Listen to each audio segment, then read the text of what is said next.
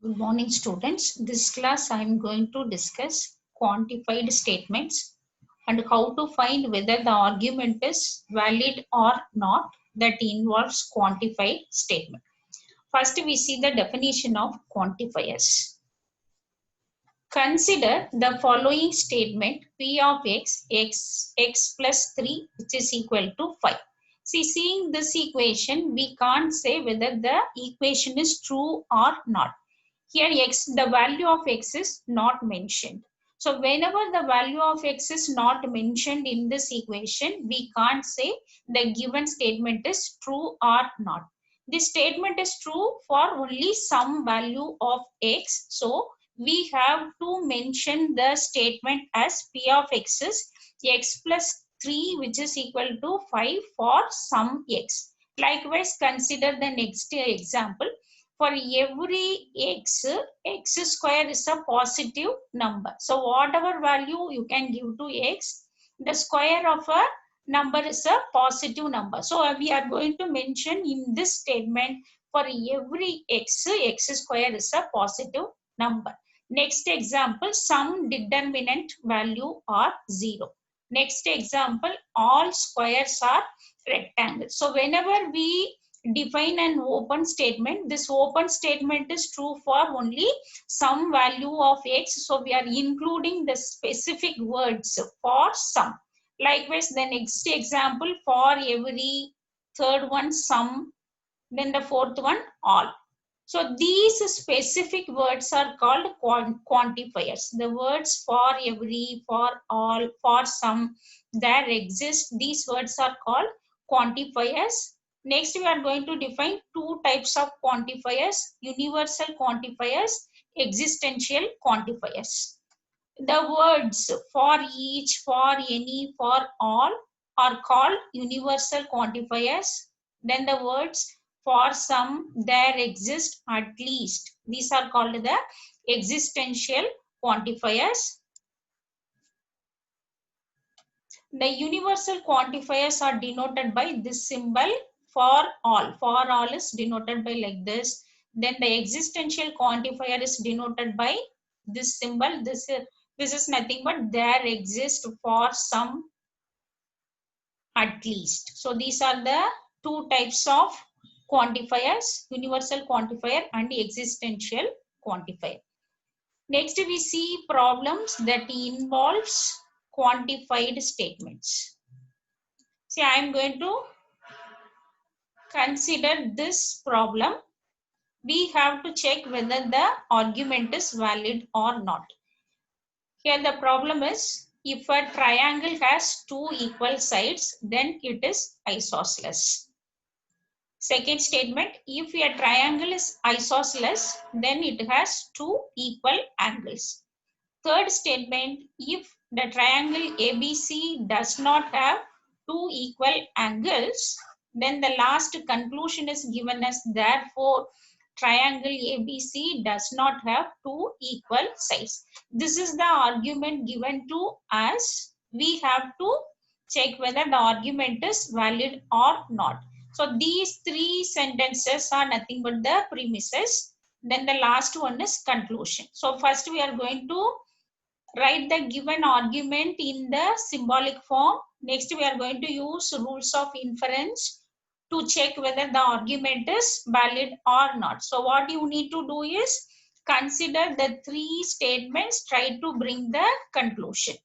So to check whether the argument is valid or not, first I am going to define the proposition for the given problem. Since in the problem consider triangle, I am going to take the universe U as the set of all triangles.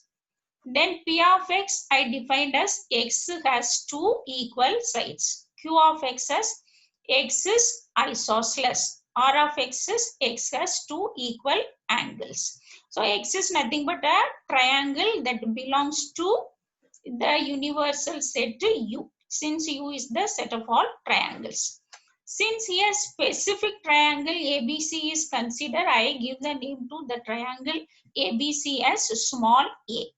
So these are the three propositions defined for the given problem.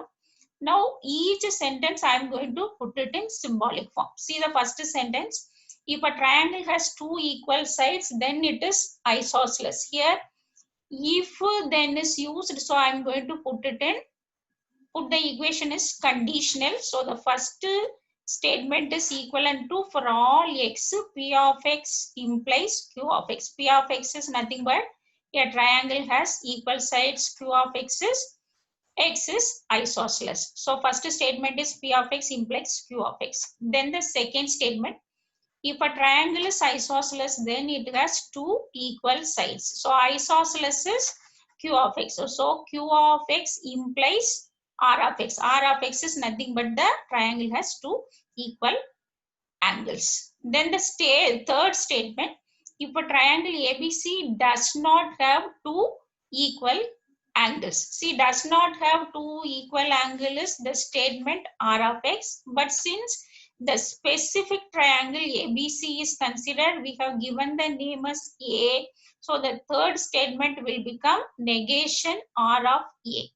Negation R of A, since triangle ABC does not have two equal angles. So these are the three statements for the given problem. Then the conclusion is, therefore triangle ABC does not have two equal sides. See, having two equal sides is P of x, but here the statement is does not have two equal sides, so that will be therefore negation P of A. So this is the symbolic form of the given mathematical statement. Now I am going to verify whether the argument is valid or not. See, here three statements are there. I am going to use these three statements. I am going to bring the conclusion, negation P of A. See, consider the first two statements. P of x implies Q of x and Q of x implies R of x. So already we have studied the rule of syllogism. By rule of syllogism, this Q of x will get cancelled. You will get for all x, P of x implies R of x. So for using the first two, I am writing P of x implies R of x. Then the third statement, negation R of A, will come as it is. Now I am going to use these two statements to bring the conclusion. See here, for all x, P of x implies R of x. But the particular specified triangle A also belongs to this universe U. So since for all x, P of x implies R of x, that implies P of A also belongs to P of A also implies R of A, since A is an element in U. Then after that we have two statements, P of A implies R of A and negation R of A.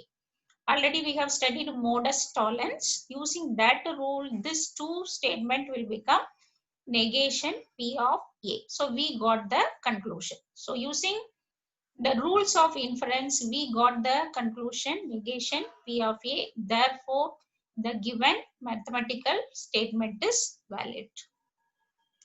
Next, we will see one more problem.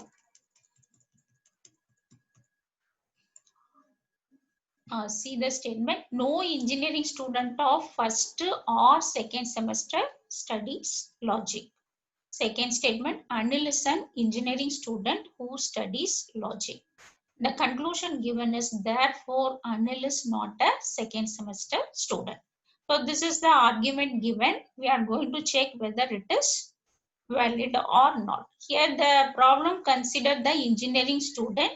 So I take the universe U be the set of all engineering student. Next, the problem consider first semester student and second semester student. So I'm going to define the proposition P of x, x studies first semester, Q of x, x studies second semester.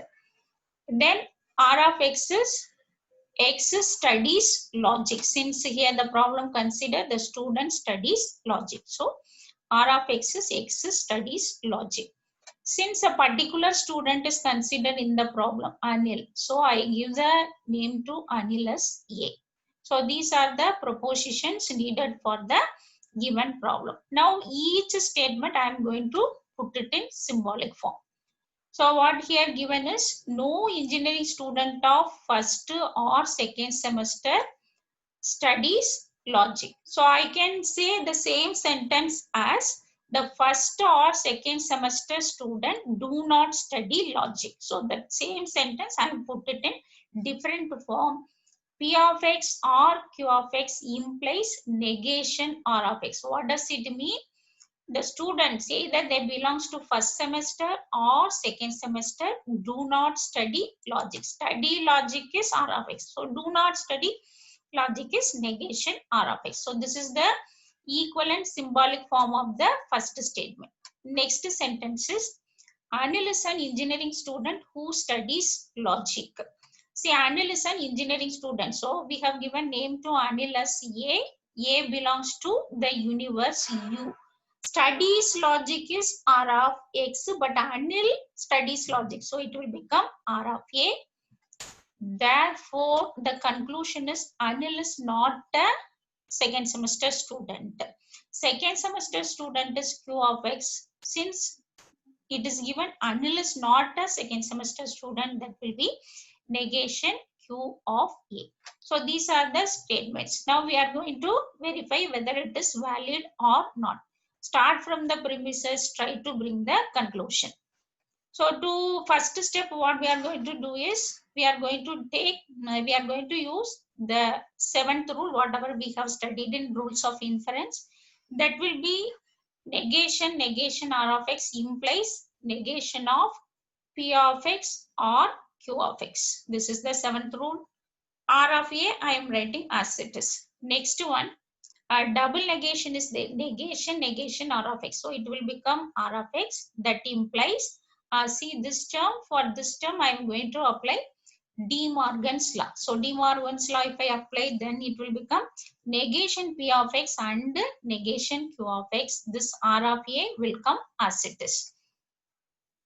And next, see this statement. This statement is true for all x belongs to U. Since A belongs to U, I can rewrite this equation as in the place of x, I can put A. So it will become R of A implies negation P of A and negation Q of A.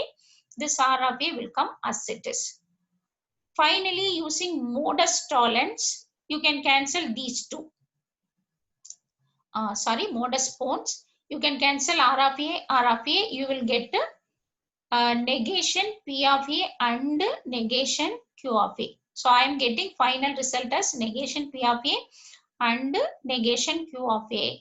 Then by using rule of conjunctive simplification, negation P of A and negation Q of A will become negation Q of A. So finally we got the conclusions using rules of inference. Therefore, the given argument is valid.